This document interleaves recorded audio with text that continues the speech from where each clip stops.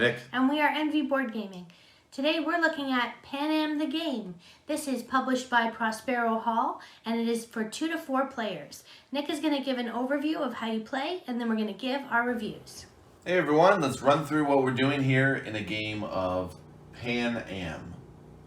So, I'm just going to do a round sequence, show some actions and whatnot, so you get a feel of what you were doing. First thing we're going to do in this game is reveal a round card. We're going to see the stock price, which is going to be 3, and there'll be a marker here to keep track of the ongoing stock. And this is also telling us what we're going to roll at the end, which is 1 die.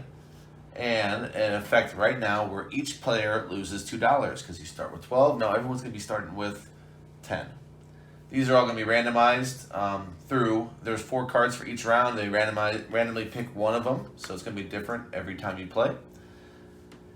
So we do that. We go ahead and adjust the stock price. The next phase here is the main part of the game where you're assigning engineers, your workers. So you have 5 different places to assign them. You can assign to the airports, and you can bid on airports. You can go over here to destinations, and there's 4 different destination cards over here. You can bid on those. You can bid on aircraft. You'll notice that at the beginning of the game, you only have 2 options, the tri-motor and the clipper. Later in the game, these are revealed, the cruiser and the jet. But right now, no, there's only 2 over here. You also have routes, where you can do build routes, which is the whole point of the game. And you have directives, where you draw a card, you leave your engineer because you're going to be first player next turn. You'll be using your workers first next turn, I should say, not necessarily the first player, but you'll go before everybody. So you're going to go ahead and sign. Everyone's going to take turns doing that. So let's go over what these actions do. First, I want to go over a key concept. How about that? A key concept in this game to build routes. So in order to build routes, you have to have landing rights in the cities that you're going to go ahead and build a route to. So for instance, if you wanted to build a route from New York all the way to Paris, which is a late game move because it takes a jet, because that 4 means what it takes, which is a jet. These all have values right here. The tri-motor only has a 1 value. It's symbolizing the distance in which these aircraft can travel. So in order to do a trip from New York all the way to Paris, that'll take a 4. That'll take a jet. In order to do that, you need landing rights. Not only do you need a jet, which is impossible yet, but you'll need landing rights in New York and Paris. To do that, you can have an airport. That's one of the actions over here. This is how much money it costs. This is like an auction. Think of it like that, where you can bid on any number, any certain number here, and be outbid by other people. You'll need landing rights. So like the airport is an option. You can have a destination card that has New York and Paris, and that would be enough. You don't have to discard it or anything, just prove that you have it. All the destination cards are face up through the game. You can also discard a card in the same region as either New York or Paris in order to gain landing rights in said region. So if I want to get landing rights in New York, I can discard Miami to pay for that. If I want it in Paris, I can get rid of Rome to get landing rights in Paris. That's a discard because I don't have the cards for Paris or Rome, or Paris or New York. Alternatively, the most costly method is to discard 2 in the same region, 2 in the same region that isn't where you want to go. So for instance, if I wanted Paris, I would discard Beijing and New Delhi, 2 that are in a totally different continent. I can go ahead and discard those to make up for 1 in Paris. So it could be you discard 4 cards because you might not have New York either, and you have to get rid of San Juan and Port of Spain in order to get New York. That could happen if you really were desperate to get a route. So those are the 4 ways you can get landing rights to build a route. So let's go back to the game. Airports, you're going to be bidding on these with your little engineers that look like these. You're going to get a certain amount of value depending on how many people you're playing with. So you can put it right down here, and if somebody else were to come over top of you and decide they're going to bid 5, you just get your pawn back, and you can use it later. Destinations, same thing. You have 0 through 6. You can just bid on these in order to take these cards face up into your tableau. and that gives you landing rights, as I said. C, you can bid on planes, so you could potentially win a tri-motor just for a worker and not have to pay for anything, but those are only good for routes that are pretty quick, or pretty short distance, like New York to Bermuda, for instance. All these ones out here. Routes is what I've already explained. You can assign here. There is no bidding. You can just go ahead and do that. Directives, you get a card and you get priority for next round. So you're assigning your little engineer workers, and then we are going to go ahead and resolve in the order listed. So once everyone has assigned, we will do the airports. Whoever, only one person can win. So whoever go ahead and bid the most here is going to get their airport and have to get rid of some money. Then we do destinations here. If a destination card isn't taken from the previous round, there's money on it as an incentive to take it this round. Then we'll do the planes. Then we'll do the routes and the directives. And do not pick up the directive workers here, the engineers that are at the directive spot, because like I said, they have priority for next round. After that, we go ahead and we're going to go ahead and do the Pan Am phase. So we've done all the resolution. We're going to do the Pan Am phase, and that will be where we roll this die, and that will determine what Pan Am is buying out, what routes. So they start in Miami, and in this instance, there is a dice face that has two routes here. It's saying that it is building out in these different patterns. So you can see the dotted one goes from Miami to San Juan. So I'm going to go ahead and put one of these markers here. And if somebody were to own this marker, let me put the second one out just before I lose track. Miami to Havana is the next symbol. And again, these are all these symbols here, you can tell when you're closer to the board, they're all here in this path. So you just remember, you're building out from Miami. So that one is right there. So if somebody were to own those routes, then Pan Am bought those. So they're going to get a bonus based on the number in which they are losing. So they're going to lose that route. So they'll take their plane back, but they'll get paid off on this route bonus. There's a route bonus on the left side of the board that shows a certain amount of money you will get. So when you build a route, you're going to gain income based on that. However, if Pan Am buys that route, you're going to lose that income, but you'll get an immediate payout, which is much better than the income was. Because just a one value is giving you $5 if Pan Am buys it. So it's actually a good thing typically when Pan Am buys you out. So again, we're rolling that, and that's based on this expansion where it says we're only rolling one die this round. So I rolled one, and they took over two paths. After that, we have an income phase, and this is a little sheet that we have. This is the main purpose of it. Aside from showing your fleet, you start your game with 2 tri-motors and a clipper, which is shown here. And again, these all correlate to values. So if you ever want to reference, can I do a certain route? Well, the values all correlate to those planes. But the main part of your board is going to be your income. You're going to have a cube that really tracks your income for the whole game right here. So you do your income. In this case, it might just be a 1 in the first round. Maybe you just put down a little route from, like I said, San Juan to Port of Spain, which is a 1. So you'd have a 1 income maybe in the first round. And that's going to build up as you build out more different things out here. So you're going to get your income, you get your money, whatever your cube is at on your income level. And then you have a chance to buy stock. The whole point of the game is making money to buy stock in Pan Am before the crash. So you can buy it at the current stock price, which in this case, the stock price is 3. And it will be marked on their board. So for $3, you can buy a stock, and you're going to get more and more money as the game goes on. So you'll be able to buy more shares, but in this first round, maybe you'll buy 1. Maybe you'll get rid of $3 if you have it, and go ahead and buy 1 share, because it's never going to get lower than 3. It could match. It could be low. It can be at 3 at certain spots, but it'll never be lower because that's as low as it gets. So you'll want to take advantage of that if you can. You're going to do 7 rounds of this, following that same sequence of flipping this event card and following the same exact pattern I just showed. And when you mark, I'll mention this, when you mark a spot, so if I were to do that, this jet here would go in Paris and New York. Again, that's a late game move. That's not until round 6 or later. that you can actually do something like that. That's a monster move. There's only 4 spots, I believe, that have a 4 value right there. But the way I describe it, the way you mark the routes is just putting the certain plane that you own. So you have to own the plane, and then you can go ahead and mark that as your route, the yellow player. You just have to make sure you take it from your fleet, and you're good to go. You're going to play those 7 rounds, and the winner of the game is whoever has the most shares in Pan Am. That's how you play. Hey everyone, welcome back for our review of the game Pan Am. So this game is similar to Ticket to Ride for me. It takes a lot, it draws a lot from Ticket to Ride.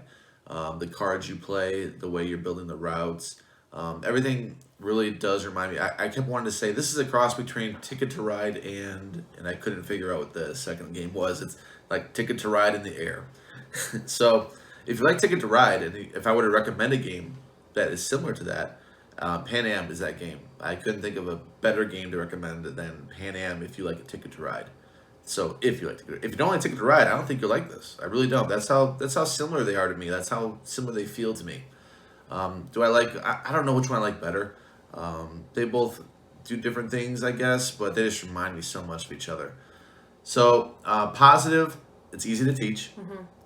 We taught it in no time to a couple friends today because we wanted to make sure we played it at 4 players as well as we had played it a few times at 2. Wanted to make sure we played it at 4 to see how it worked. It worked better at 4. The routes were tighter. It made the game better. More exciting. Yeah, the fact alone that the routes were tighter made it better. Because like, oh, okay, now there's actually I actually have to go for the routes. At first there was like I can go for the routes last, doesn't matter. But now it's like everyone has started going for routes. I'm like, you're gonna get locked out of the routes. You can't. You want to build routes if you have them. So it was cool in that regard. You're getting outbid on airports more often. Fleet management with the planes. Yeah. Yeah. Yep, and I feel like the cards, it's not tight enough. The bidding on the locations for even in a 4-player game, we all did our own 4 really. Once somebody had one, it's like I don't want to spend money if I can just get this for free. So I feel like that needs a little bit of work on bidding for locations. And the directives, I like that. I like having the directives, and there's no limit that I could find in the rule book to how many directives you can get, those cards.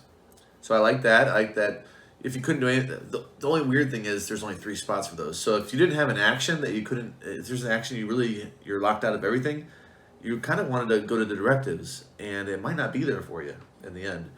So I came really close, like I don't have an action, but there's that one last spot in the directive, so I would take it. So there's that.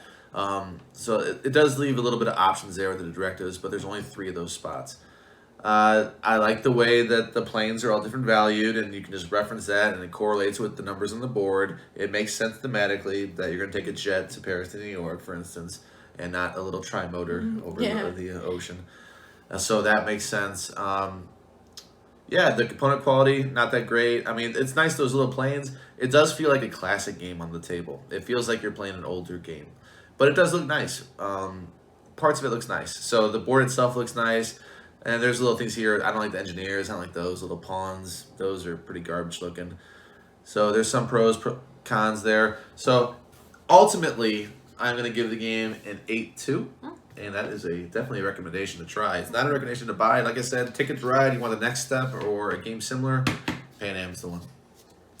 Yeah, really similar to what Nick said. I enjoy the game, the idea of the game. I actually have not played Ticket to Ride myself, personally. Nick has.